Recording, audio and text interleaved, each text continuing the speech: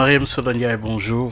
Bonjour Bayoma. Vous êtes député à l'Assemblée nationale, mais vous êtes également titulaire d'un master en géographie spécialisé en santé, environnement et développement durable au département de géographie à l'Université Cheikh Anta Diop de Dakar. C'est un plaisir de vous recevoir, objection, et merci d'avoir bien voulu accepter notre invitation. Merci beaucoup pour cette opportunité que vous m'offrez à m'exprimer devant le peuple sénégalais et j'espère que les Sénégalais retiendront de bonnes choses de cet échange que nous aurons tout au long de cette émission. Merci en tout cas. Vous êtes membre du mouvement Afoulard, engagé dans les mouvements sociaux en tant que volontaire. Expliquez-nous d'où vous vient cet amour pour la politique. Oui, déjà, merci pour votre question parce que Mariam Soda, depuis très jeune, s'est engagée dans ce qu'on appelait les gouvernements scolaires et qu'on appelle jusqu'au jour d'aujourd'hui les gouvernements scolaires. Il est arrivé que j'occupe à l'école, au collège, au lycée, des postes qu'on appelait ministre de la communication, ministre de l'environnement, ministre de l'information, etc. pour façonner notre leadership d'abord et pour nous familiariser avec cet environnement de décision maintenant à bas étage ou bien à bas échelle et qui nous permettrait d'être aux côtés de nos pères jeunes à décider pour le bien-être de notre lycée. Et à partir de quel moment avez-vous chopé le virus de la politique? Oui, le virus de la politique, je l'ai chopé étant à l'université. Parce Cheikh que Anta Diop de Dakar, oui. comme je faisais partie de ce lot de jeunes en 2011, de ce peloton de jeunes qui s'est rassemblé au niveau de l'Assemblée nationale pour dire que ma constitution était sacrée et qu'il ne fallait pas la toucher. Donc, et après le 23 juin 2011, on peut dire que c'est les événements de 2011 oui. constituent pour moi le déclic d'un engagement civique et citoyen au service de la population. Et après, bon an, mal an, on s'est construit, on a adhéré au Parti socialiste. Spécifiquement en 2011, expliquez-nous justement quelques étapes de votre combat de l'époque. Oui, le contexte de 2011-2012, nous faisions face au régime du président Abdoulaye Wade. Nous faisions partie de ceux qui combattaient le troisième mandat.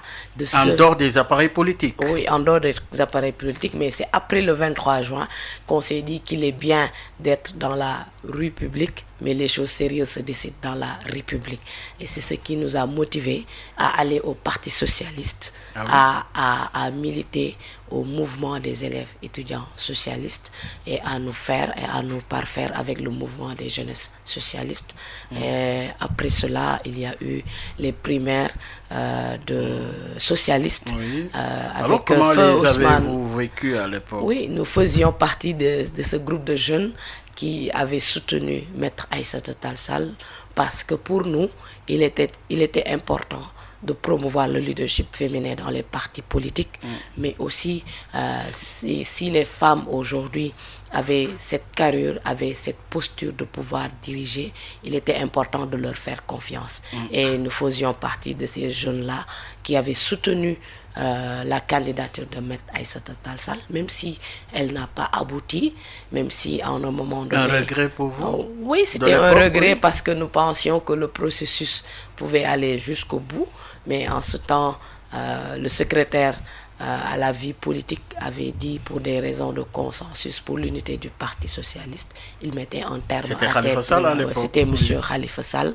Et nous, après cela, on est passé à la mise en place du mouvement intitulé Oser l'avenir, donc dirigé par Maître Aïssata Tall Sall. Et moi, en tant que jeune, je faisais partie des fondateurs de ce mouvement et jusqu'au jour d'aujourd'hui aussi, nous sommes membres de ce mouvement. Oui, le Parti socialiste, c'est l'idéologie socialiste également. Est-ce qu'aujourd'hui, il y a un lien avec le socialisme que vous défendez, oui? Oui, nous, on est très social, nous défendons le socialisme parce que nous sommes de ceux qui pensent qu'un pays ne peut se développer qu'avec de la solidarité, qu'avec une redistribution des ressources au profit des plus vulnérables.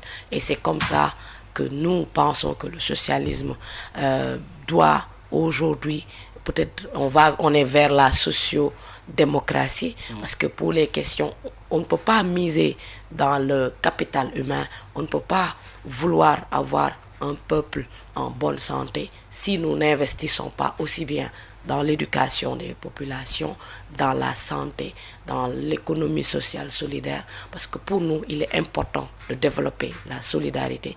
Il est important que ceux-là qui détiennent les ressources, il est important que l'État puisse faire de telle sorte que les personnes vulnérables puissent avoir accès à une santé de qualité, puissent avoir accès à une éducation de qualité, puissent avoir un emploi décent. Et c'est ainsi qu'un pays peut se développer, c'est ainsi que le pays pourra aller vers le progrès. Oui, mais aujourd'hui, nous constatons l'échec du socialisme à travers le monde. Avez-vous une lecture particulière par rapport à l'échec du socialisme? Oui, l'échec, je ne dirais pas peut-être du socialisme. C'est vrai que les gens peut-être adhèrent de moins en moins à ces idéaux de gauche. Et ce qui préconise ça et ce qui a davantage motivé cela, c'est qu'aujourd'hui, la gauche s'est effritée, la gauche s'est émiettée.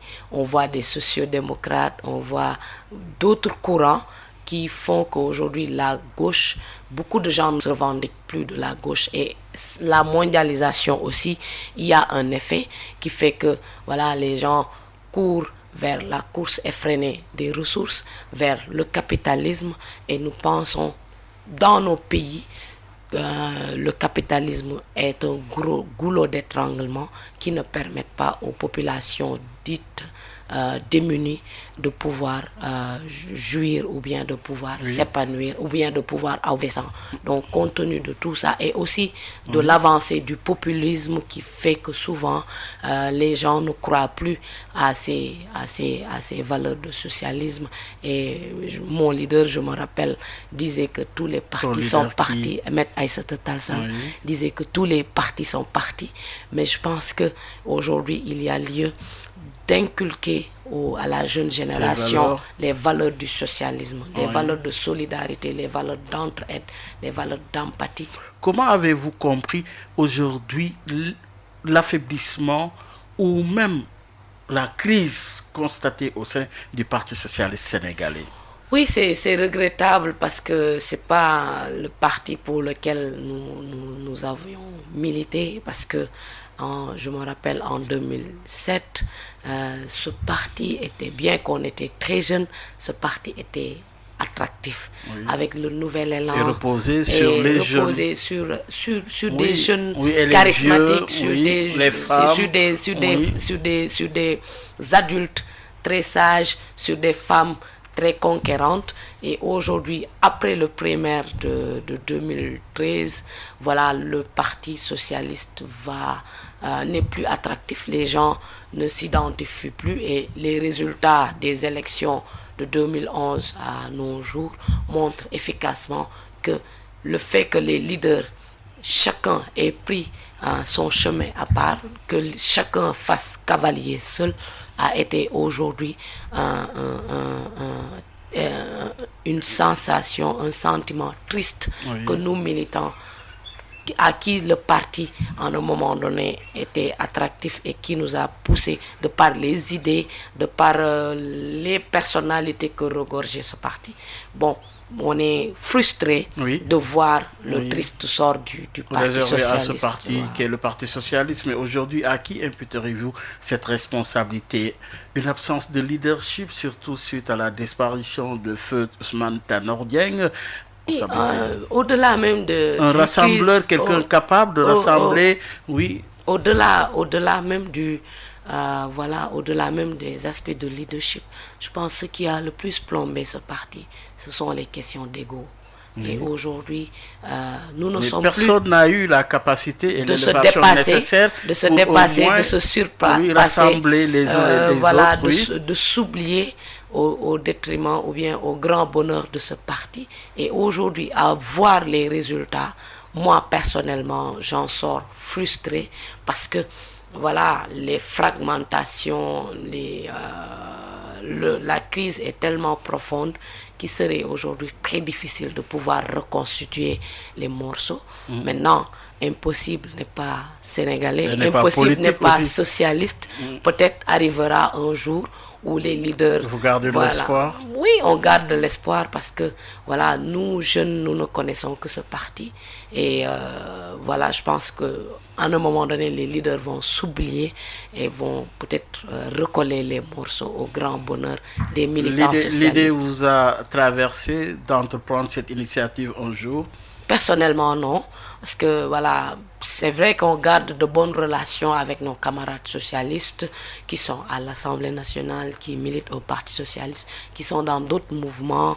Mais, personnellement, cela ne nous a jamais traversé l'esprit. Et quel est le principal enseignement à en tirer? Oui, le principal enseignement qu'il faudrait tirer, c'est qu'à un moment donné, il faut travailler pour l'intérêt collectif et non pour l'intérêt personnel. Il faut, à un moment donné, se dire des vérités, éviter d'être dans des compromis ou dans des compromissions. Parce que si, comme on le dit en Wolof, on peut sous-estimer une gangrène, un fait politique disant que oui, ces gens ne sont pas importants, ces gens, c'est de l'épiphénomène, alors que ces personnes ont aujourd'hui une dimension ou bien pouvaient apporter un plus à ce parti-là. Et c'est le regret que nous avons parce que si nous voyons ces personnalités que regorge ce parti-là, c'est triste. Espérons qu'un jour qu'ils vont se dépasser et qu'ils penseront à l'intérêt de ce parti. Oui, un parti aujourd'hui éclaté où chacun suit son chemin. Vous aussi, vous êtes en train d'entreprendre votre chemin. Oui, Mariam Soda Ndiaye, vous avez continué dans le cadre de Oser l'avenir.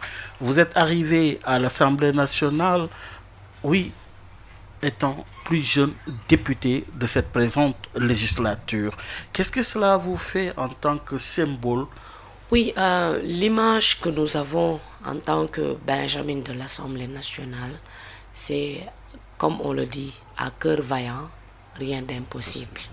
Et aussi, à chaque fois qu'on vous offre une opportunité, il faudrait la saisir. Il faudrait la saisir. Pour rappeler avec... que vous avez remplacé, j'ai remplacé Maître Aïssata Tall Sall. Il faudrait après la saisir. Sa nomination comme envoyé spécial. Il faudrait la saisir avec sacerdoce, mais il faudrait la saisir avec opportunité. Et l'intérêt de ce mandat, c'était pas peut-être pour qu'on voit une députée en grande pompe, mais pour moi, c'était de donner une réponse à ces personnes qui pensent qu'on est trop jeune pour diriger, qu'on est trop jeune pour être dans les instances de prise de décision. Baye Omar, vous savez que nous constituons, la jeunesse sénégalaise de ce pays constitue plus de 65% de la population. Aujourd'hui, la moyenne d'âge de l'Assemblée nationale est de 54 ans. Une seule députée à 30 ans. Et moi, quand j'arrivais à l'Assemblée nationale, j'étais investi à 25 ans. Et c'est à 27 ans que je suis rentré. Pour un pays jeune, je pense que c'est un paradoxe. Et pour moi, l'objet de ce mandat, c'était de montrer que les jeunes sont capables d'arriver dans les instances de prise de décision, de représenter les populations, de voter les budgets, mais de suivre et d'évaluer les politiques publiques. Et nous, on est très contents des feedbacks que nous recevons des populations à chaque fois. Vous individuellement ou... Oui, moi personnellement, peut-être le jour arrivera où on fera l'évaluation des jeunes députés et nous vous invitons d'ailleurs peut-être à le faire, parce que Sud FM est un médium très suivi par tous les Sénégalais, d'avoir cette évaluation-là, parce que ça permettrait aux jeunes qui viendront demain à l'Assemblée nationale de savoir où est-ce qu'ils devront mettre les pieds. C'est vrai qu'on a pu capitaliser une grande expérience en tant que jeune député, parce que c'était pas évident d'arriver en cours de mandat et de pouvoir s'imposer en Ça a été une surprise pour vous, le fait de vous retrouver subitement à l'Assemblée? Oui, ça a été une surprise parce que, voilà, personnellement, je pensais que Maître Aïssata Tall Sall allait terminer son mandat et que, voilà, des lendemains meilleurs nous attendaient en politique en tant que jeunes parce que c'est elle qui a été élue par le peuple sénégalais. Oui. Maintenant, avec la parité, vous savez que la suppléance est paritaire. Un homme remplace un homme, une femme remplace également. une femme. Et c'est ça qui m'a permis aujourd'hui d'arriver à l'Assemblée nationale et que les Sénégalais sentent peut-être une valeur sûre dans la scène politique, dans l'échiquier politique et adossé à ces valeurs républicaines, adossé à ces valeurs de servir son peuple comme on le fait avec le mouvement Foulard. Les gens ont une bonne appréciation de notre passage à l'Assemblée nationale et nous Mais justement, espérons... vous avez entrepris, oui, des initiatives en rapport avec votre fonction de représentation. Oui, en termes de bilan individuel, quelles sont les réalisations à votre actif? Oui, et nous, on a toujours pensé qu'il était important que les actions communiquent pour nous et non de communiquer pour nos actions. Parler également, maintenant, c'est important d'en parler parce que c'est l'heure du bilan. Oui. Vous vous souvenez de la question écrite sur Kolda pour demander un gynécologue, afin qu'un gynécologue soit affecté. Parce que pour nous, Kolda est une zone très sensible. Kolda est une zone où il y a la mortalité maternelle, il y a, etc. Et quand on prône un Sénégal de tous, un Sénégal pour tous, je pense qu'il faudrait mettre les mêmes infrastructures dans toutes les structures publiques et hospitalières. Il faudrait aussi garantir cette équité territoriale à toutes ces populations-là. Et c'est ce qui nous avait motivés après avoir informé le ministre de la Santé en session budgétaire. Et quand on a vu après 6 mois que rien n'a été fait, qu'on puisse monter au créneau conformément au règlement intérieur, l'interpeller afin que voilà, ça aboutit. Oui. Et l'autre aussi succès que nous avons eu en tant que députés, parce que nous, les revendications que nous avons sont plus portées vers des revendications sociales, vers les questions d'injustice, etc. Je vous donne l'exemple de Bargny. En un moment donné, là où on construit le port minéralier, des populations ont été expropriées. Et elles étaient à hauteur de 500 impactés agricoles. Ces 500 impactés agricoles sont restés 3 ans sans pour autant recevoir leur dû.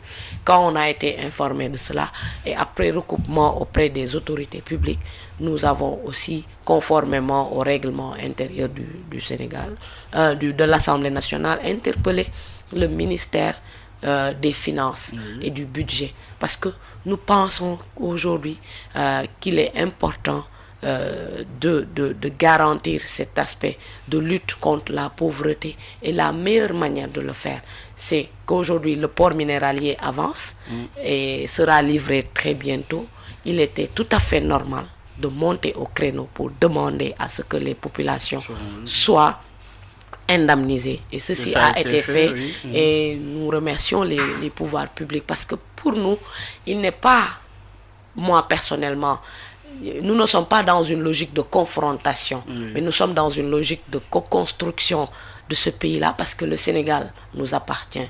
Nous tous, nous n'avons pas des passeports canadiens, nous n'avons pas des passeports français, nous avons des passeports sénégalais. Et à chaque fois qu'on verra que la dignité, que les questions d'injustice sont là, nous n'hésiterons pas à monter au créneau pour défendre les populations. Alors, oui, Mariam Soda Ndiaye, vous avez parlé de quelques cas réussis, mais également si on revient sur le bilan de cette présente législature, on constate que ça a été quand même controversé avec des scandales ça et là. De façon générale, quelle appréciation ou quel bilan tirez-vous de cette législature qui tire à sa fin? Oui, pour beaucoup de Sénégalais, l'Assemblée nationale n'a pas joué pleinement son rôle. Et moi, je suis de ceux qui pensent que les responsabilités individuelles font les responsabilités collectives. Et pour moi, si nous voulons avoir une Assemblée nationale de qualité, il faudra élire des députés de qualité. Ce qui fait qu'on ne peut pas occulter à certains citoyens qui pensent que le bilan est mitigé. Oui, le bilan peut être mitigé dans la mesure où... Il y a des faits qui sont là. On a parlé de trafic de passeports, on a parlé également de trafic de faux billets de banque également. Oui, il y a eu beaucoup de scandales qui se sont passés à l'Assemblée nationale. Mais c'est bien de pointer du doigt ces scandales-là. Mais aussi, il y a des députés qui ont fait correctement leur travail. Et souvent, on ne les montre pas. Souvent, on ne leur donne pas on ne leur tend pas le micro. Et c'est important d'investiguer dans ce sens pour que les Sénégalais, demain, à l'heure du choix, à l'heure du vote, puissent choisir des députés de qualité, des députés qui seront là, non pas pour les intérêts partisans, non pas pour le parti, mais ils seront là-bas, comme le dit la Constitution, qui seront des députés au service du peuple. Et en tout cas, nous sommes dans cette logique et c'est pour ce qui nous amène à redemander encore le suffrage des Sénégalais, parce que là où nous passons, il y a des appréciations positives, il y a des feedbacks positifs sur le travail, même si le travail se résume en 2 ans et demi, mais nous pensons dans notre fort intérieur avoir fait le travail qui nous a été confié par les populations, avoir servi correctement les populations qui nous ont mandatés, en les représentant, en votant des budgets, en regardant, faisant un travail minutieux dans le cadre du suivi et de l'évaluation des politiques. Oui, vous l'avez dit, en revenant sur les fonctions dévolues à l'Assemblée nationale, la fonction de représentation, vous avez une fonction de contrôle de l'action gouvernementale, vous avez une fonction de proposer des lois, mais également de vote justement des lois. Mais juste à quel moment, ou à part là où ça n'a pas également fonctionné pour vous à l'Assemblée nationale par rapport à ces 4 fonctions? Oui, d'abord, pour la question de représentation, je pense que nous avons fait de notre mieux pour pouvoir représenter les populations, pour que les doléances des populations puissent être entendues par les pouvoirs publics, puissent être entendues par l'exécutif.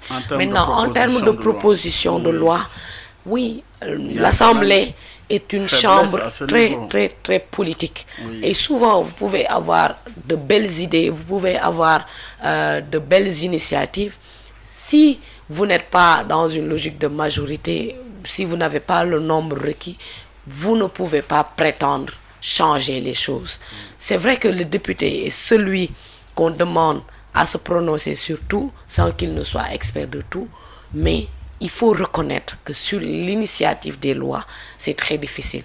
Dans cette législature, il n'y a qu'une seule proposition de loi, et ça a été fait par notre collègue Aliou Souaré, mais qui n'a pas abouti sur les questions de code de la route, etc.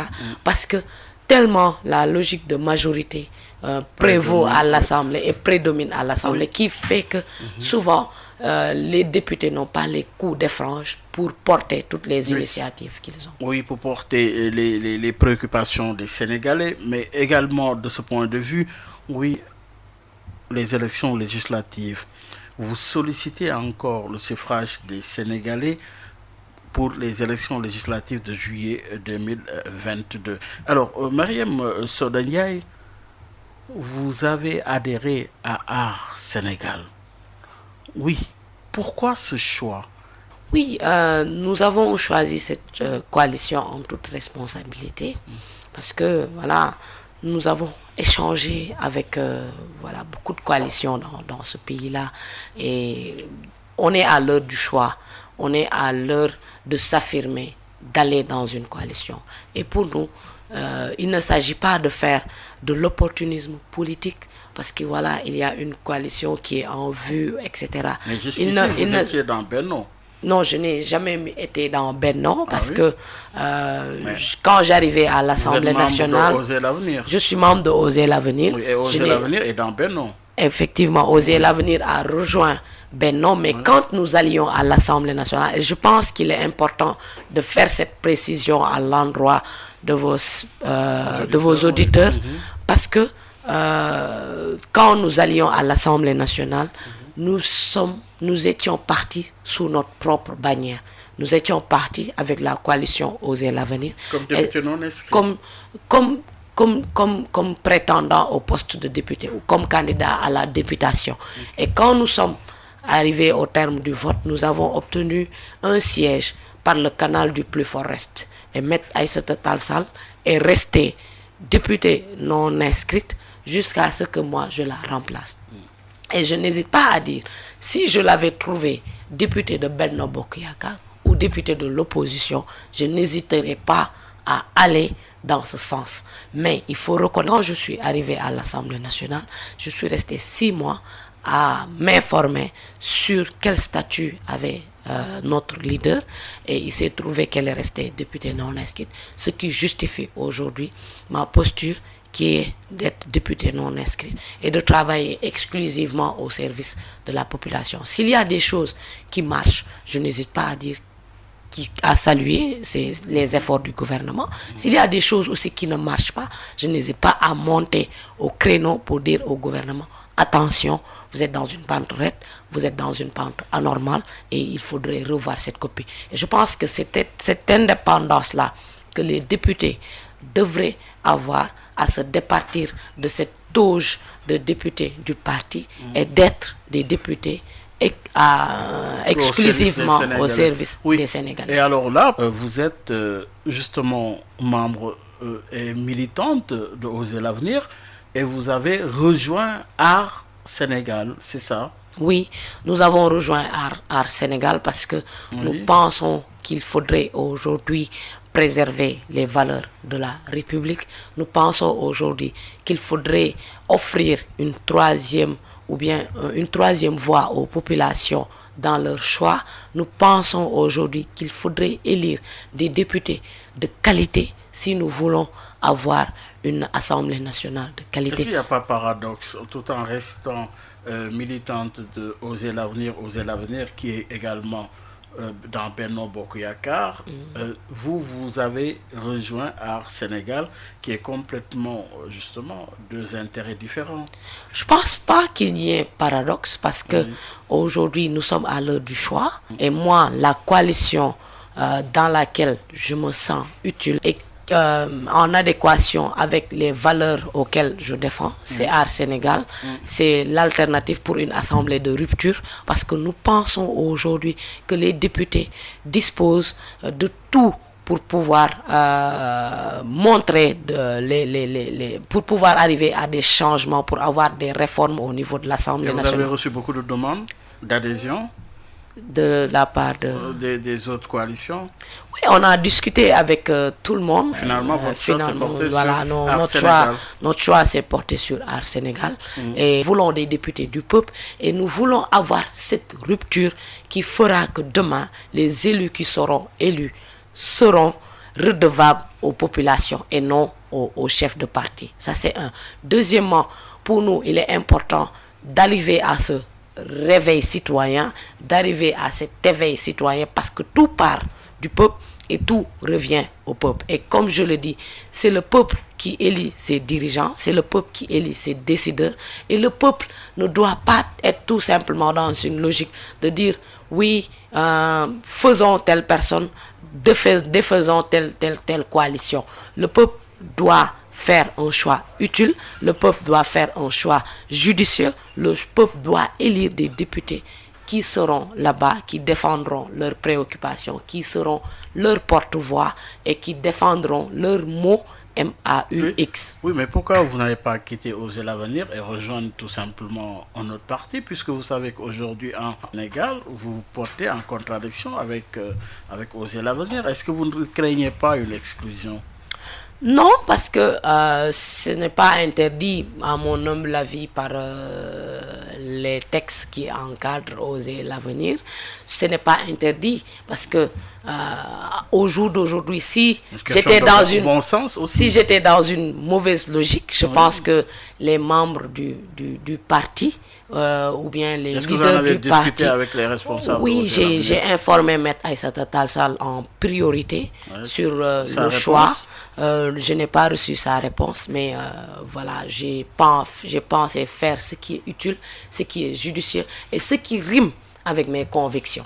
Alors, pour rappeler à nos auditeurs que nous recevons Marième Soda Ndiaye, qui est députée à l'Assemblée nationale. Alors, oui, Madame Ndiaye, expliquez-nous un peu, on est à l'heure de la confection des listes également, et justement le dépôt aussi de ces listes en perspective des législatives de juillet 2022. Aujourd'hui, est-ce que vous avez une idée de votre rang, classement sur la liste, ou est-ce que, oui, c'est pas important, le plus important, c'est de partager l'idée et les idéaux de votre coalition seulement? Oui, pour moi, je pense qu'on doit aujourd'hui faire montre, parce qu'on travaille en équipe.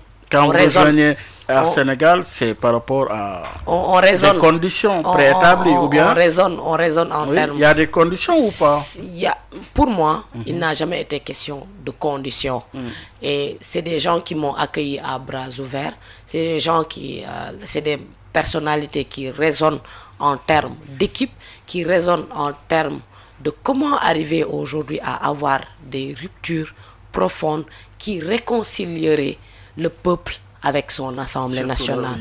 Et c'est ça qui est le plus important. Parmi ces leaders, vous avez Thierno Alassane Sall, qui est tête de liste apparemment. Oui, qui est tête de liste. Vous avez également Thierno Bokoum, vous avez Abdourahmane Diouf, Théodore Chérif Monteil, et également Juge Dème, parce qu'aujourd'hui, je pense qu'aujourd'hui, qu'il est temps que les fils du Sénégal se donnent la main pour pouvoir offrir une autre alternative aux populations qui se cherchent sur qui élire, ou bien qui a peur demain d'une cohabitation, qui aurait peur aussi d'une majorité qui ferait exercer de tout son poids. Voilà. Et comment analysez-vous le rapport de force? Aujourd'hui, on parle de liste unique de l'opposition. Seriez-vous prêt à justement adhérer à ce choix d'établir une liste unique de l'opposition, ou gardez-vous intacte votre liste à ces élections? Moi, je pense que si on revisite l'histoire du Sénégal, il n'y a jamais eu quand même de liste unique de l'opposition. Et moi, je suis de ceux qui pensent qu'il faudrait qu'il faudrait que 100 fleurs puissent éclore, et que les populations qui en dernier lieu auront le dernier mot puissent choisir librement ceux-là qui leur proposeront une offre programmatique qui recoupe avec les valeurs, qui recoupe avec l'Assemblée nationale qu'ils voudront. Oui, mais est-ce que la dispersion des forces n'est pas un signe d'affaiblissement également au finish? En tout cas, moi je pense Parce qu'aujourd'hui, à travers le monde, vous avez suivi en France, un peu ailleurs, oui, l'objectif c'est d'unifier les forces politiques. Oui, moi je pense qu'aujourd'hui, chaque coalition peut mettre sur la table quelque chose qu'il fallait élire. Et je pense aujourd'hui, il faut laisser la primeur aux citoyens de choisir ses dirigeants. Maintenant, on peut accompagner les populations en leur demandant d'être plus exigeants sur les programmes, d'être plus exigeants sur l'offre programmatique, et in fine d'aller voter et de s'exprimer, parce que les populations n'ont que ça pour montrer la vitalité démocratique de ce pays. Et le Sénégal aujourd'hui a des populations, moi je le dis personnellement, matures électoralement, qui savent aujourd'hui faire leur choix, et il faudrait aller à la rencontre de cette population, leur expliquer qu'il est important d'aller voter en masse si nous voulons avoir une Assemblée nationale. Oui, donc vous militez pour le libre arbitre, le pouvoir de choisir, mais également on est à l'heure également du parrainage aujourd'hui. Quelle appréciation faites-vous de ce filtre, le parrainage en soi? Oui, nous, depuis que ce parrainage a été, la loi a été adoptée, nous faisions partie de ceux qui pensaient que voilà, c'était un processus antidémocratique pour nous. Parce que voilà, c'est très difficile d'aller chercher les parrains, de les mobiliser en temps record, même si nous pensons qu'en démocratie, il faudrait un filtre. Mais le parrainage tel que pratiqué au Sénégal, c'est comme si on voudrait exfiltrer certaines coalitions et laisser d'autres. Et je pense que nous sommes en démocratie. La minorité a aujourd'hui son mot à dire et c'est ça qui nous a amené nous aujourd'hui à l'Assemblée nationale lorsqu'on a vu l'amendement réduisant le nombre de députés sur la liste nationale. Nous sommes montrés au niveau du Conseil constitutionnel, qui a dit que ce n'était pas contraire à la Constitution sénégalaise. Nous prenons acte et nous pensons personnellement que c'est un recul démocratique. Nous pensons aujourd'hui que c'est aussi en contradiction avec l'acte additionnel de la CEDEAO qui dit qu'il faudrait trouver un large consensus. Et pour revenir en arrière, c'est quelque chose qui aille en porte-à-faux avec le code consensuel de 92, etc. Je pense que les acteurs pouvaient davantage se conseiller. Et d'après les dires du ministre, il y a eu un consensus. Parce que les gens, c'était d'augmenter le nombre de députés. Et aujourd'hui, il ne faudrait pas avoir peur de l'opinion, parce que je l'ai dit, les Sénégalais sont matures. Il faudrait y aller avec pédagogie. Et aujourd'hui, le challenge qu'il faudrait, ou bien les défis, c'est aujourd'hui les défis de transparence dans les ressources qui sont allouées à l'Assemblée nationale.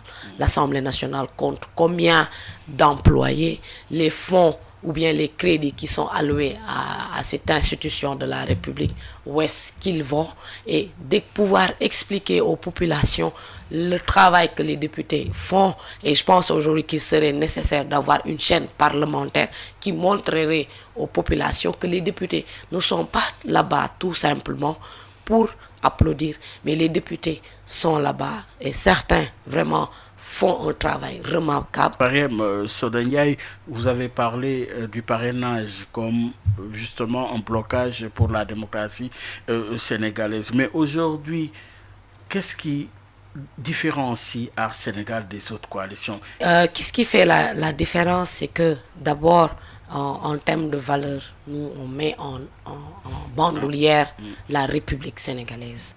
Il faudrait préserver, advienne que pourra, cette République sénégalaise. Ce pays ne doit pas tomber dans la violence. Ce pays ne doit pas tomber dans du populisme. Ce pays ne doit pas sombrer dans des guéguerres partisanes, etc. Parce que le Sénégal est un et indivisible. Le Sénégal prône des valeurs de vivre ensemble. Et c'est ce qui a fait que nous, on a mis de côté nos égos pour pouvoir aller ensemble. Vous retrouverez un député comme Théodore Monteil qui fait partie des meilleurs députés de la République du Sénégal. Vous allez voir Dr Abdourahmane Diouf, Thierno Bocoum, Cheikh Oumar Sy et Thierno Bocoum qui ont été vraiment des députés exemplaires à l'Assemblée nationale. Dr Abdourahmane Diouf en termes de valeur, en termes de leadership, et Thierno Alassane Sall qui en un moment donné ont dit non à des privilèges, qui en un moment donné se sont souciés plus à l'intérêt des populations qu'à leur propre intérêt. Et aujourd'hui, il est tout à fait normal d'avoir des décideurs qui s'oublient un tout petit peu pour le grand bonheur des populations qui font des kilomètres et des kilomètres pour aller chercher de l'eau.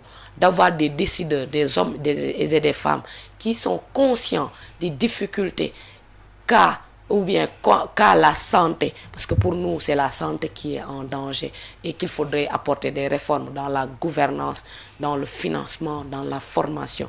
Il faudrait aujourd'hui arriver à préserver les ressources naturelles parce que nous allons bientôt exploiter les hydrocarbures. Il est important que le peuple puisse tirer bénéfice de ces dividendes. Et compte tenu de tous ces enjeux, des enjeux démographiques, des enjeux diplomatiques, le Sénégal qui est aujourd'hui dans un cercle de feu, dans une poudrière au niveau de l'Afrique de l'Ouest. Je pense qu'on a besoin de leaders qui mettent en avant les intérêts des populations et non des leaders qui se mettraient là à se chamailler, à se tirer les... Parce qu'on a élu ou bien on a nommé des personnalités qui devront servir le peuple. Oui. Et nous constituons en serviteurs du peuple, nous constituons en défenseurs de la République. Et c'est pour cela, cela ne fera l'ombre d'aucun doute que les populations, voilà, nous porteront à l'Assemblée nationale afin que nous puissions les défendre. Les défendre, mais oui, il y a également des questions d'actualité. La question relative aux réseaux sociaux, le président de la République, vous avez suivi quelque part où il, justement, regrette l'usage qu'on en fait avec les dérapages constatés et notés dans les réseaux sociaux. Avec le recul, vous, en tant que jeune, quelle appréciation faites-vous de ces remarques soulevées par le président Sall?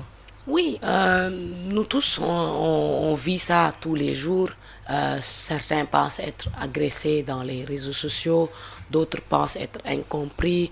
Et moi, je pense, aujourd'hui, la réflexion qu'il faudrait mener, c'est que, Sénégalais, nous sommes toujours dans une posture de consommation d'un outil qui ne nous est pas familier. Internet a du bon comme Internet a du mauvais. Et aujourd'hui, ce qu'il faudrait inculquer à la jeune génération, c'est l'utilisation efficiente de cet outil qui est Internet. Omar, combien d'entre nous prennent le temps de lire les licences, les autorisations avant d'avoir une application, etc. Les enfants aujourd'hui vont sur Internet, connaissent mieux l'outil même que leurs parents. Et je pense qu'il faudrait être toujours dans cette logique de sensibilisation et non d'éducation et non toujours d'être là dans une logique de répression. Et nous, on pense que l'État du Sénégal, en termes de protection, souvent, elle peut traîner les pas, mais elle est très active dans des questions de répression. Et un gouvernement doit pouvoir allier les deux, informer quand il le faut, sensibiliser quand il le faut, sanctionner, non pas pour infliger une lourde peine, etc., mais pour remettre les populations dans la société afin qu'elles sachent que voilà, l'outil qui est là nous sert à apprendre, l'outil qui est là nous sert à nous divertir, l'outil qui est là nous sert à vendre en ligne, l'outil qui est là nous sert à interagir avec le monde qui est devenu un village planétaire. Donc une opportunité. Pour moi, Internet doit être une opportunité. Et moi, en tant que jeune, c'est l'utilisation que j'en fais pour sensibiliser, pour montrer le travail que je fais en tant que député, pour valoriser d'autres jeunes qui sont dans du social, qui travaillent dans les organisations caritatives, etc. Donc, je pense que c'est cela dont les populations ont besoin et non d'être dans une logique d'insulter, d'injurier. Et ça, il faut travailler sur le civisme, il faut travailler sur le volontariat, il faut travailler à faire que la jeunesse n'ait pas du temps. Il faut travailler à ce que le chômage soit résolvé. Il faut travailler à ce que nous ayons une industrialisation forte qui permettront aux jeunes de vaquer à leurs occupations, de travailler et non de perdre du temps. Vous pointez du doigt les choix dans la définition des politiques publiques. Pour en retenir quoi finalement? Est-ce que les choix économiques du président Sall vous satisfont? Oui, il y a des efforts qui sont faits. Pour ne pas être nihiliste, il y a des efforts qui sont faits. Et nous, chaque jour, s'il y a des choses qui se passent très bien, on le dit. S'il y a des choses aussi qui ne sont pas bien, on le dit. Son rapport avec la jeunesse en termes de lutte contre le chômage des jeunes, par exemple. Oui, pour nous, le président doit davantage être... Le président ne nous parle que quand il y a des difficultés. Et pour moi, aujourd'hui, l'État du Sénégal devrait changer de copie. Oui, il y a Djoko, Agmaki, etc. Mais est-ce qu'on pense à ce jeune qui est au fin fond du Sénégal, qui peine à avoir de la connectivité, qui peine à avoir de l'électricité, parce que le taux de couverture en électricité au Sénégal est de 50 et quelques %. Des zones comme Kolda, Kidougou sont très faibles. Et si aujourd'hui on prétend vouloir parler à ce peuple-là, je pense qu'on devrait utiliser d'autres mécanismes et non se suffire tout simplement à Internet. Ça, c'est un.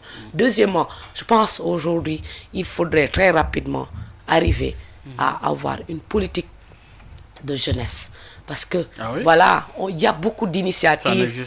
Il n'y a pas encore de politique jeunesse au Sénégal. Pourtant, il y a un ministère. Oui, il y a un ministère de la jeunesse. Il y a des stratégies jeunesse. Et si nous voulons aujourd'hui répondre comme il se doit aux préoccupations des jeunes, il faudrait que ceci soit mis dans une politique nationale de la jeunesse. Il y a des efforts quand même qui sont faits parce qu'aujourd'hui à l'Assemblée nationale, nous avons plaidé jusqu'à ce que nous ayons une loi sur le volontariat parce que pour nous, il est excessif qu'on demande à un jeune qui vient fraîchement de l'université 7 ans d'expérience, 5 ans d'expérience, alors que c'est très difficile de trouver un stage. Pour nous, l'important, c'est d'avoir aujourd'hui une politique de jeunesse adossée à une forte industrialisation, adossé à l'agriculture, à l'élevage, à l'autosuffisance alimentaire qui feront que demain, nous allons consommer ce que nous produisons et nous allons produire ce que nous consommons. Parce qu'il est regrettable, je donne juste un exemple pour finir sur ce point. Nous avons 4 millions d'élèves au Sénégal. Bayoumar, je vous inviterai à ouvrir le sac de votre écolier en termes de goûter pour voir qu'est-ce que nous produisons qui est des produits locaux du Sénégal. Tout ce que nous consommons, admettons que chaque enfant dépense 300 francs pour son goûter, mais regardez l'argent que cela fait. Donc je pense qu'on a besoin, je ne cesse de le dire à l'Assemblée nationale, c'est bien d'avoir la coopération internationale, mais je pense qu'au jour d'aujourd'hui, qu'il est important de développer la coopération nationale parce que les jeunes font un travail remarquable. Chaque jour, tôt le matin, vous verrez des marchands ambulants. Les étudiants apprennent, les élèves vont tous les jours à l'école. Mais ce qui manque, c'est aujourd'hui des perspectives d'emploi. Ce qui manque, c'est un emploi décent. Ce qui manque, c'est comment, avec tout cette, si l'environnement est propice, comment nous pourrions produire un meilleur type de jeune, un jeune soucieux de l'avenir et de l'intérêt du Sénégal. Du Sénégal, de son pays. Mais alors, une question également d'actualité, c'est également ce qui se passe aujourd'hui dans le rapport entre les différentes institutions comme le pouvoir exécutif face au pouvoir décentralisé. On a vu justement les passes d'armes entre le maire de Dakar et le président de la République. Oui, qui menacent même justement de révocation des maires qui ne seraient pas en phase avec les lois et règlements. Aujourd'hui, avec le recul, comment analysez-vous ces rapports? Pour nous, c'est regrettable de voir le président de la République arriver à ce stade. Moi, je pense, comme le disent les Alpulaar, chacun à sa place, les bœufs seront bien gardés. Le président de la République doit se mettre au-dessus de la mêlée. Le président de la République a aujourd'hui des mécanismes de contrôle de légalité. Les préfets sont élus sont nommés pour faire cela. Mais si on voit un président descendre à ce niveau, même s'il a été peut-être interpellé par des organisations syndicales, entre autres, le président doit être le père de la nation. Prendre de la hauteur. Prendre de la hauteur. Et laisser les autres services faire correctement leur travail.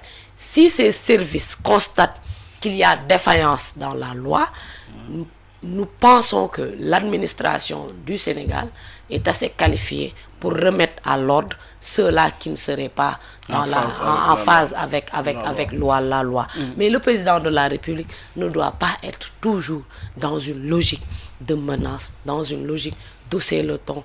Même si, être un leader, c'est pas dans des menaces, c'est dans des actions, c'est dans la compréhension, c'est aujourd'hui même dans la pédagogie qu'on reconnaît les véritables leaders, mais pas être là toujours à menacer les populations, parce que même si la mairie de Dakar est un démembrement de l'État du Sénégal, la mairie a été élue par le maire de Dakar a été élu par les populations, ne serait-ce que ce devoir de reconnaissance, on devrait le laisser faire correctement ce travail. Et après, les populations jugeront, parce qu'on a été dans des élections et les populations ont pensé que M. Barthélémy Diaz était la personne qui sied pour la ville de Dakar. Et je pense qu'en démocratie, quand la majorité s'exprime, quand le peuple s'exprime, je pense qu'il faudrait lui laisser la primeur à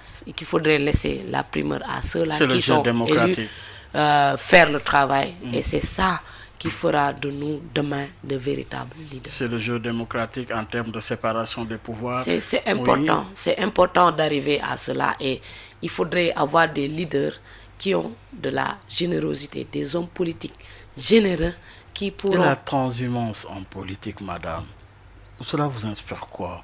Oui, moi... Beaucoup de maires, après avoir été élus, ont rejoint d'autres camps. Cela vous inspire quoi? Le phénomène de la transhumance en politique. Oui, je pense ceci, on devrait combattre la transhumance par les valeurs. On devrait combattre la transhumance par aujourd'hui de la vertu en politique. On a besoin de faire de la politique avec éthique, parce que la politique n'est rien d'autre que l'art de gérer la cité. Oui, on peut se dire, quand j'irai quelque part, par opportunisme, j'aurai des prébendes, etc. Ce n'est pas le plus important. L'avoir, ce n'est pas le plus important. Mais qu'est-ce que les gens retiendront de ta mission? C'est ça le plus important. Et aujourd'hui, je pense qu'il faudrait regarder les dispositions du code électoral afin que le suffrage des populations, corser la loi, afin que le suffrage des populations ne soit pas détourné. Parce qu'on ne peut pas élire quelqu'un sur la base d'un programme. On ne peut pas élire quelqu'un sur la base des vœux pieux qu'il a pour sa nation, et du jour au lendemain se retrouver avec ceux-là qu'on combattait, ceux-là qu'on a traités de tous les noms d'oiseaux, et au profit peut-être d'une prairie beaucoup plus verte. L'enjeu de ces législatives reste et demeure la cohabitation. Vous militerez pour qu'on en arrive là, que notre démocratie justement puisse connaître une autre phase dans son évolution, c'est celle de la cohabitation. Alors il faudrait poser la question aux personnes escalitées. Pour moi, est-ce qu'on a une démocratie suffisamment majeure pour pouvoir endurer cette cohabitation? Parce que si demain, on arrive à une cohabitation, personnellement, moi je ne suis pas pour une cohabitation qui bloquerait aujourd'hui le vote du budget du ministère de la Santé. Même si on arrive à une cohabitation, le président de la République pourrait demain faire usage des pouvoirs exceptionnels, pourrait demain dissoudre l'Assemblée nationale, etc. Et je pense que vraiment, on a beaucoup de priorités qui font que ce pays a besoin de stabilité, a besoin que les acteurs politiques se parlent. Parce que, prenez le nombre d'hommes politiques sur la population totale du Sénégal. On ne devrait pas prendre en otage les populations. Le Sénégal ne mériterait pas, compte tenu de sa longue tradition de démocratie, compte tenu de sa longue tradition de dialogue, de dialogue, d'entente mutuelle, à en arriver là. Oui, madame, qu'est-ce que c'est que faire de la politique finalement? Faire de la politique, c'est de servir avec éthique les populations. Faire de la politique, c'est aujourd'hui avoir des valeurs, avoir des vertus qui feront que, une fois que la parole est dite, qu'on ne se renie pas. Même si on nous poserait ici un plateau d'argent. La politique, c'est aujourd'hui d'œuvrer pour l'intérêt général et non pour l'intérêt personnel. La politique aujourd'hui, c'est d'avoir cette dose d'humilité parce que n'est pas donné à qui veut de décider pour la population. Dernière question, vous êtes femme politique, le leadership féminin en politique, quelles caractéristiques cela vous inspire dans cette conquête au suffrage des Sénégalais en tant que femme? Qu'est-ce que cela symbolise pour vous? Oui, cela symbolise pour nous beaucoup de patience, parce que beaucoup d'endurance, beaucoup de résilience. Et moi, je le dis, il y a eu beaucoup d'étapes qui ont été franchies par les femmes pionnières, de l'émancipation à la participation aux sphères de décision. Et c'est un moment pour leur rendre hommage de ce travail-là, parce que si elles n'avaient pas abattu tout ce travail-là, peut-être nous n'en arriverons pas là. Et aujourd'hui, il est important que nous, notre génération, puisse continuer le travail que nos mamans ont pu faire, mais aussi que, voilà, que le legs ne soit pas perdu. Et pour cela, il faudrait beaucoup de renforcement de capacité. Pour cela, il faudrait de l'expertise. Il faudrait aussi que certains stéréotypes puissent être balayés d'un revers de la main. Parce que moi, je le dis, dans le Coran, à chaque fois que Dieu cita l'homme, il a cité la femme. Dans la culture sénégalaise, on a eu des femmes de poigne comme les femmes de Nder. On a eu Aline Sitoé Diatta. Dans la religion musulmane, l'exemple de Hadija est là. Dans la religion chrétienne, Mariam est là. Donc je pense qu'on a aujourd'hui des modèles endogènes qui nous parlent, qui pourraient nous servir de guide, qui pourraient nous servir de boussole, afin que le leadership féminin puisse être aujourd'hui une réalité au Sénégal. Maintenant, il y a beaucoup de défis. Je donne juste l'exemple des élections législatives à venir. Peut-être qu'on aura moins de femmes tête de liste, parce que pour beaucoup, le fait d'aller chercher des parrains était difficile. Pour un pays essentiellement composé à majorité de femmes, il faudrait aujourd'hui que les femmes leaders aussi soient beaucoup plus proches des femmes qui sont peut-être dans les masses, qui sont dans l'économie informelle, qui ne se revendiquent pas souvent dans le discours de ces femmes jugées élitistes. Oui. Donc il est important de faire profil bas, d'aller écouter ces complaintes de ces femmes qui sont dans le secteur informel, qui sont dans la transformation, qui sont dans l'élevage, afin que puissent nous aussi porter leur doléance au plus haut niveau. Pourquoi pas qu'elles arrivent aussi dans les assemblées nationales ou bien dans les instances électives pour pouvoir elles aussi porter la voix de ces femmes qui n'ont pas de voix. Voilà. Ça a été encore une fois un plaisir. Pour rappeler à nos auditeurs, Madame Mariam Soda Ndiaye, elle est députée, la plus jeune députée de la présente législature qui tire à sa fin. Oui, pour rappeler également que vous êtes spécialisée en santé, environnement et développement durable au département de géographie à l'Université Cheikh Anta Diop de Dakar. Encore une fois, merci. Bonne chance. Merci beaucoup. Pour la suite, mesdames, messieurs, merci de nous avoir suivis. Rendez-vous dimanche prochain avec un autre invité. Gardez l'écoute dans une poignée de secondes. Place à Maodo Faye et son invité dans Dianobi. Excellente suite des programmes sur la 98.5. Également, un grand bravo à l'équipe digitale à la tête, Alioune Badara Socé Abdoulaye. Au revoir.